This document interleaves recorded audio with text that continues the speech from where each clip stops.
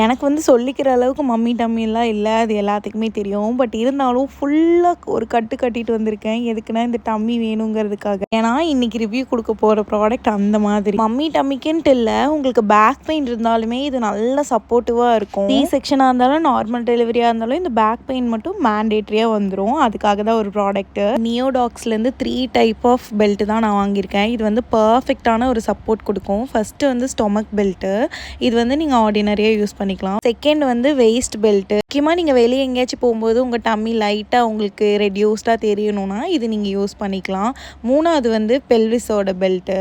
இதுதான் ரொம்ப ரொம்ப இம்பார்ட்டன்ட். இது போட்டோன்னா ஒரு ரிலாக்ஸேஷன் வரும் பாருங்கள், செம்மையாக இருக்கும். அது உண்மையாலுமே வாங்கி ஃபீல் பண்ணால் தான் தெரியும். அப்படியே நிம்மதியாக இருந்துச்சு. ஆஸ் அ சி செக்ஷன் மாமி ரொம்ப ரிலாக்ஸிங்காக இருந்துச்சு. அந்த பேக் பெயினுக்கு செம்ம சப்போர்ட்டிவாக இருந்துச்சு. டம்மி ரெடியூஸ் பண்ணுறது வந்து எனக்கு அவ்வளோக்கா ஐடியா இல்லை, பட் பேக் பெயினுக்கு 100 தான் இது. ஃபாலோ பண்ணிட்டு லிங்க்னு கமெண்ட் பண்ணுங்கள், நானே அனுப்புகிறேன். By guys.